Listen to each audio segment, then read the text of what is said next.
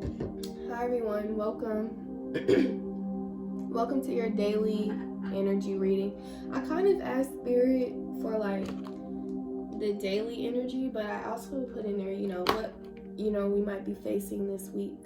So I had the Three of Cups. I really like this deck. The Orisha Tarot deck. Three of Cups. The Nine of Swords. The Seven of Discs. We have the Traveler card, moving a new direction. High Priest, intend and create. Stag, trust and thrive. Drum, dream and journey. I'm getting that some of you guys may be Native American. Just by the drum and the nature, the nature feel, and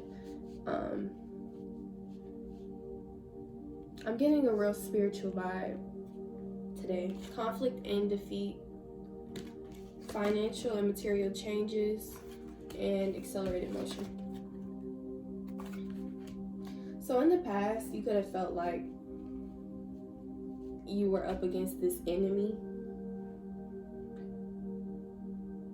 I think probably because you were choosing to stick to what you know, choosing to trust yourself that you make the right decisions.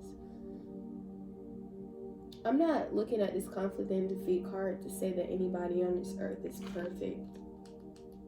I'm just saying that the way that I look at it is somebody going against the grain, going against what's normal, challenging outdated beliefs, holding themselves accountable, but also seeing that there's light at the end of this tunnel, there's light at the end of this darkness, or the light's always been with you, even when you were falling down or you felt like you couldn't get back up. And I'm feeling in the present financial and material changes. The reason I'm feeling this in the present is because you guys have really chosen to direct your energy into what makes you happy, what's gonna fulfill your life, what's gonna help you grow, not only physically, but mentally and emotionally, And I'm getting that these financial and material changes are seen in your passion. And I feel like a lot of people overlook the things that they are passionate about because it might not blow up, or it's different, or questioning themselves, self-doubts, self-sabotage. But I feel like we're really breaking those chains and choosing to just go with the flow and not against it. And with accelerated motion in the future, or recent future, or coming up, I'm getting that your blessings have always been coming, hurtling towards you. They've always been attached to your name. Spirit is asking you guys to stop setting your sights on your circumstances, on what's seen, but more so on the vision, the bigger plan, the bigger purpose. You've overcome the mountains. You know what I mean? And if you feel like you haven't overcome the mountains, then it's an illusion, because you already did. I'm getting an overflow of abundance, cups of love, celebration, a time to rejoice, and it doesn't seem like it. It seems like a time to be on guard. It seems like a time to prove your worth. It seems like a time to choose violence, but it's really not. It's a time to choose peace and calm and just really continue on that path, because you're on the right path. And I don't feel like a lot of you guys have heard that enough. You may know it, but sometimes you want to hear it. You want to be rewarded for those sacrifices, but judgment is being called on the bullshit. The scales are being balanced in your life, in your relationships, your abundance, your financial, everything that you lost, you've actually gained. It sounds crazy, but the vision is clear. Everything that you've lost, you've actually gained that. With move in a new direction, I was confused because I had hold the space at the bottom of the deck, but I had move in a different direction. So I'm like, eh. But I think they're saying more of a new mental direction, a new plan. They're definitely saying gather a new plan. It may seem like you hit a dead end. It may seem like you don't know how you're going to find your way out, but that's all a mental thing. I'm getting also that during this shift, the shift that we're feeling, a lot of people are choosing to I want to say balance their mental, or to heal it. A lot of the healing didn't even have to do with the passion in the heart. It had to do with the mental. Lately, I've been telling myself a lot, sometimes you got to sit with yourself and see what's fiction and what's reality.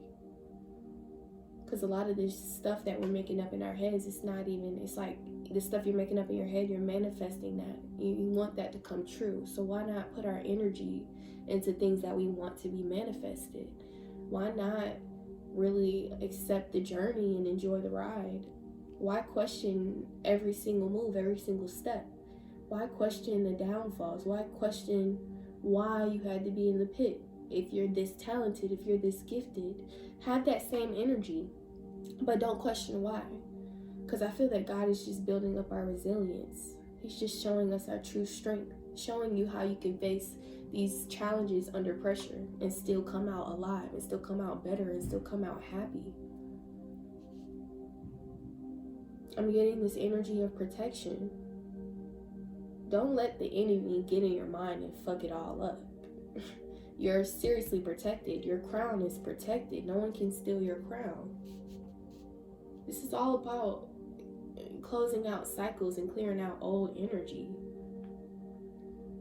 Spirit is also saying, if you don't control your power, if you don't choose to stand in your power, someone else will try to tell you what to do or try to take that power from you.